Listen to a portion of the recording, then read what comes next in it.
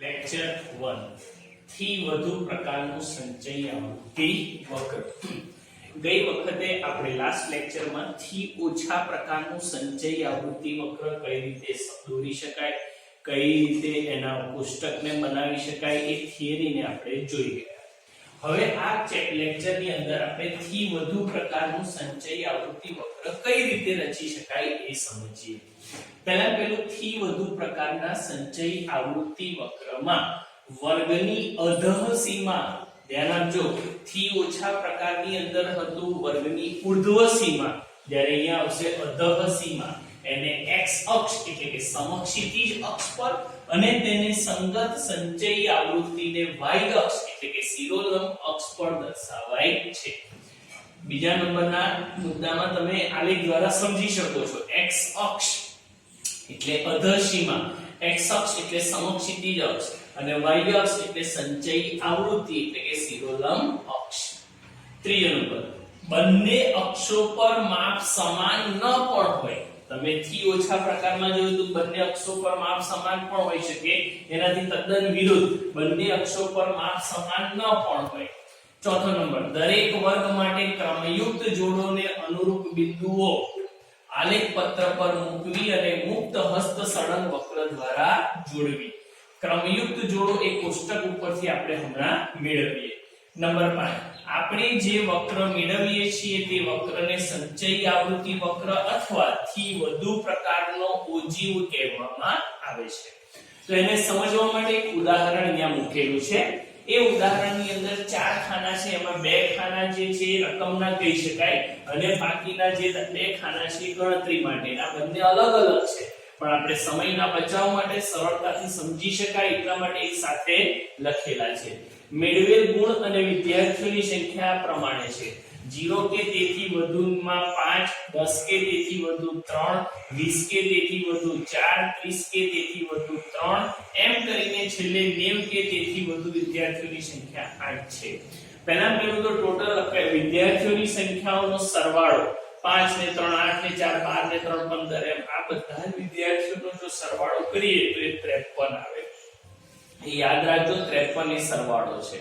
વર્ગ અંતરાલ અગાઉ બનાવતા શીખવાડે છે 0 10 20 30 40 50, એટલે વર્ગો આ પ્રમાણે થશે 0 થી 10, 10 થી 20, 20 થી 30, 30 થી 40, એમ કરીને છેલ્લે 90 થી 100.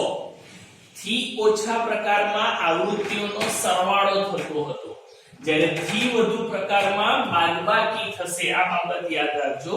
થી ઓછા પ્રકારમાં સંચય આવૃત્તિઓનો બધાનો જે સંખ્યા હતી વિદ્યાર્થીઓની, એની ઉપરથી નીચે તરફ જતા સરવાળો થતો હતો, જ્યારે થી વધુ પ્રકારની અંદર બધામાંથી એક એક આવૃત્તિ આપણે બાદ કરવી પડે. એટલે પહેલી સંચય આવૃત્તિ ટોટલ આપણી વિદ્યાર્થીઓની સંખ્યા હતી 53, એમાંથી 5 બાદ કરો એટલે 53 ઓછા 5 એટલે 48, 48 માંથી ફરી 3 બાદ કરો એટલે 45, 45 માંથી 4 જાય એટલે 41, એવી રીતે 41 માંથી 3 જાય 38, 38 માંથી 3 જાય 35, એમ તમે અનુક્રમે બાદ કરતા રહો તો છેલ્લે આવશે 15 માંથી 7 જાય એટલે 8. આ રીતે તમે સંચય આવૃત્તિ મેળવી શકો. બરાબર. ફરી એકવાર, થી ઓછા પ્રકારની અંદર સંચય આવૃત્તિઓનો સરવાળો કરવામાં આવે છે, જ્યારે થી વધુ પ્રકારની અંદર સંચય આવૃત્તિઓ જે છે એને બાદબાકી કરવામાં આવે છે. હવે આપણે ક્રમયુક્ત જોડને અનુરૂપ બિંદુઓનું નિરૂપણ કરીએ. તો પહેલું અગાઉ તમે થિયરીમાં શીખ્યા છે એ પ્રમાણે x અક્ષ પર અધઃ સીમા આવશે અને y અક્ષ પર જે છે સંચય આવૃત્તિ, એટલે પહેલો x યામ એ અધઃ સીમાને અનુરૂપ અને y યામ જે છે સંચય આવૃત્તિને અનુરૂપ. તો પહેલું અધઃ સીમા આપણી પાસે છે 0 અને સંચય આવૃત્તિ છે 53, એટલે આ x યામ થયો, આ y યામ થયો, એટલે 0 53, x યામ 10, y યામ 48, એટલે 10 48. ત્રીજું બિંદુ 20 45, એમ અનુક્રમે બિંદુઓ બનતા જશે. 30 41 40 38 50 65 30 31 70 24 80 15 90 8. આ જે બિંદુઓ મળ્યા ક્રમયુક્ત જોડને અનુરૂપ બિંદુઓ, એને તમારે આ રીતે આલેખમાં યોગ્ય પ્રમાણ માપ લઈ આલેખ આલેખમાં જોડવાના, આલેખ દોરતા તમને શીખવાડ્યા છે, તમે રફમાં પ્રેક્ટિસ માટે પણ જાતે કરી શકો છો. આલેખ દોરી અને જે પણ બિંદુઓ ટપકા તમે જોઈન કરશો એને મુક્ત હસ્ત રેખા વડે જો જોઈન કરશો તો આખો આલેખ તમને થી વધુ પ્રકારનો ઓજીવ મળશે. બરાબર. તો આ થી વધુ પ્રકારના સંચય આવૃત્તિ વક્રને સમજવા માટેની થિયરી ઉદાહરણ સહિત છે, વ્યવસ્થિત નોટબુકમાં લખવાની અને ક્લાસ ટીચરને આ હોમવર્ક સેન્ડ કરજો.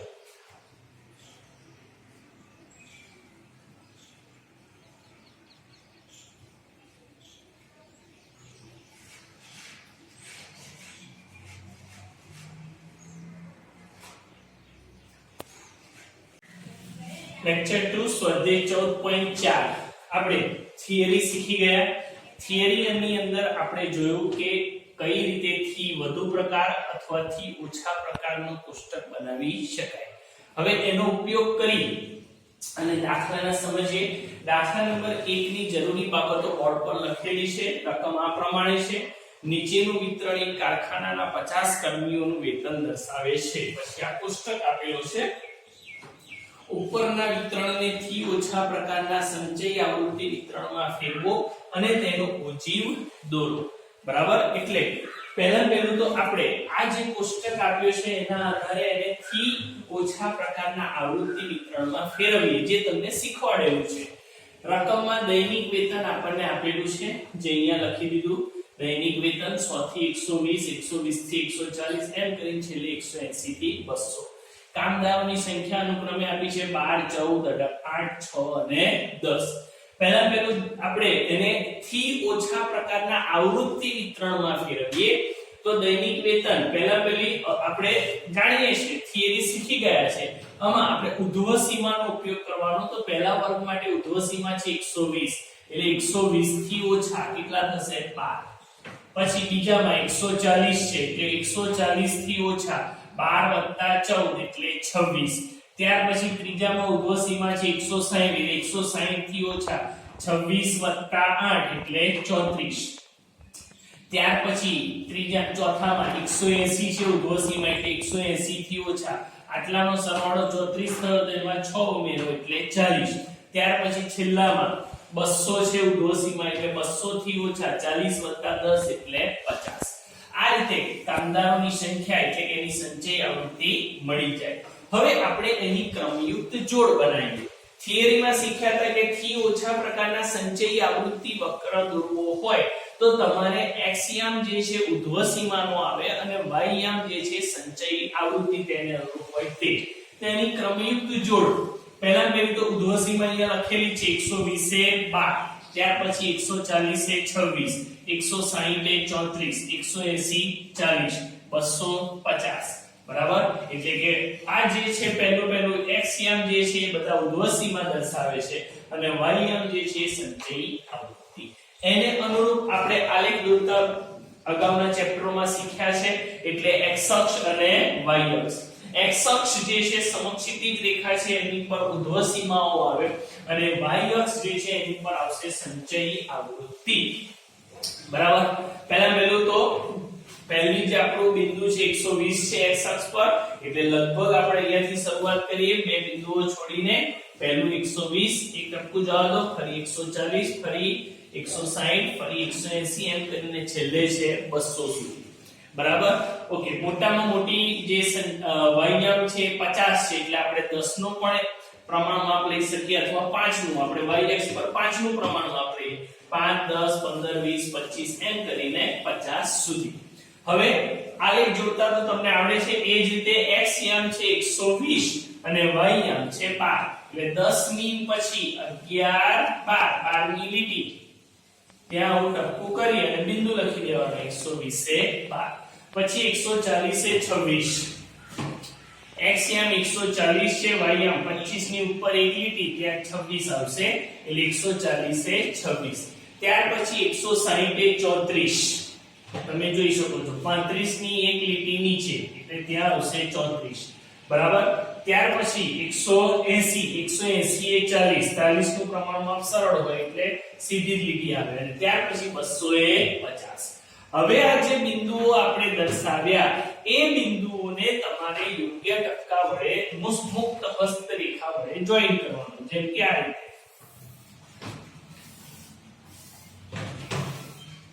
ફૂટપટ્ટી કે એનો ઉપયોગ કરવાનો નથી.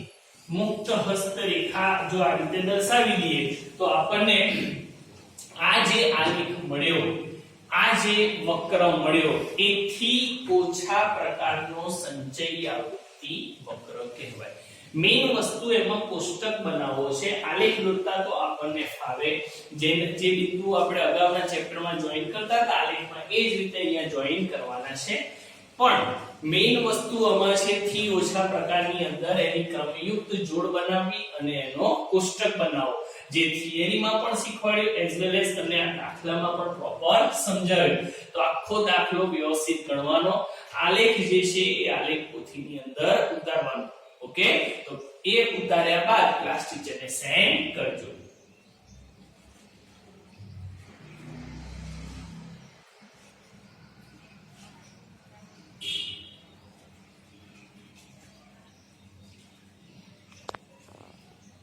લેક્ચર 3 સ્વાધ્યાય 14.4 આપણે શીખી રહ્યા હતા. એમાં પહેલો દાખલો તમને શીખવાડ્યો થી ઓછા પ્રકારનો ઓજીવ. હવે દાખલા નંબર 2 પછી ગણીશું. પહેલા જોઈએ દાખલા નંબર 3 જે થી વધુ પ્રકારનો ઓજીવ છે. પહેલા એની રકમ સમજીએ. નીચેનું કોષ્ટક એક ગામના 1000 ખેતરોમાં પ્રતિ હેક્ટર ઘઉંનું ઉત્પાદન દર્શાવે છે, જેની ઉત્પાદન ક્ષમતા કિલોગ્રામ પ્રતિ હેક્ટરમાં છે અને ખેતરોની સંખ્યા જે કોષ્ટકમાં તમને આપેલી છે. આ આવૃત્તિ વિતરણને થી વધુ પ્રકારના વિતરણમાં પરિવર્તિત કરો અને તેનો ઓજીવ દોરો. પહેલો જે દાખલો હતો આપણો એ થી ઓછા પ્રકારનો સંચયી આવૃત્તિ વક્ર હતો. હવે આપણે જે દોરવાનો છે એ થી વધુ પ્રકારનો સંચયી આવૃત્તિ વક્ર. એ ઓજીવ દોરવા માટે જેમ થી ઓછા પ્રકારમાં આપણે x અક્ષ ઉપર અધઃ સીમાનો ઉર્ધ્વ સીમાનો ઉપયોગ કરતા હતા, એમ થી વધુ પ્રકારની અંદર આપણે x અક્ષ પર અધઃ સીમાનો ઉપયોગ કરીશું. તો પહેલા અહીંયા તમને રકમનો કોષ્ટક લખેલો છે, સમજો. ઉત્પાદન ક્ષમતા આપેલી છે 50 થી 55, 55 થી 60, 60 થી 65, 65 થી 70 એ રીતે. અને નીચે એના ખેતરોની સંખ્યા અનુક્રમે 2, 8, 12, 24, 28, 16. પહેલું તો આપણે થી વધુ પ્રકારનો સંચયી આવૃત્તિ વક્ર દોરવાનું છે. એટલે પહેલી જે આપણી જે અધર સીમા છે 50, એટલે 50 કે તેથી વધુ આ જે આવૃત્તિઓ છે 2, 8, 12, 24, 38 અને 16 એ બધાનો સરવાળો જે છે એ આપણો 100 થશે. એટલે 50 કે તેથી વધુ એટલે બધી સંખ્યા બધી આવૃત્તિઓ આવે એટલે કે 100. ત્યાર પછી આવશે બીજી અધર સીમા 55, 55 કે તેથી વધુ એટલે કે ટોટલ હતી 100, એમાંથી આ 55 કે તેથી વધુ એટલે આ બધા એટલે આટલું નીકળી જાય એટલે કે 100 - 2 એટલે 98. ત્યાર પછી આવશે 60 કે તેથી વધુ એટલે આ બંને નીકળી જાય, બરાબર. એટલે આપણી પાસે 98 હતા, આ 8 કાઢી નાખો એટલે 98 - 8 એટલે 2. ત્યાર પછી છે 65 કે તેથી વધુ એટલે આ ત્રણેય નીકળી જાય. આ તો ઓલરેડી બાદ કર્યા છે એટલે હવે 12 બાદ કરીએ એટલે 90 માંથી 12 જાય એટલે 78, બરાબર છે. ત્યાર પછી 70 કે તેથી વધુ એ જ પ્રમાણે આગળ વધીએ તો 78 - 24 એટલે 54, 75 કે તેથી વધુ એટલે 54 - 38 એટલે કે 16. આ રીતે આપણે થી વધુ પ્રકારનો સંચયી આવૃત્તિ વક્ર માટે સંચયી આવૃત્તિ મેળવી શકીએ. હવે ધ્યાન આપજો, ક્રમયુક્ત જોડ. તો પહેલું x યામ જે છે આપણો અધઃ સીમાનો આવશે અને બીજો જે છે y યામ છે સંચયી આવૃત્તિ. એટલે પહેલી ક્રમયુક્ત જોડો થઈ 50 થી 100. ત્યાર પછી 55, 98 અધઃ સીમા અને સંચયી આવૃત્તિ. ત્યાર પછી 60, 90. ત્યાર પછી 65, 78. પછીની ક્રમયુક્ત જોડ થશે 70, 54. પછીની થશે 75, 16. આ જે ક્રમયુક્ત જોડ મળી એને આપણે સંચયી આવૃત્તિ વક્ર એટલે કે ઓજીવ દ્વારા દર્શાવીએ. જેમાં તમે જાણો છો કે x અક્ષ પર આપણે શું લઈએ છે, અધઃ સીમા, અને y અક્ષ પર શું લઈએ છે તો સંચયી આવૃત્તિ.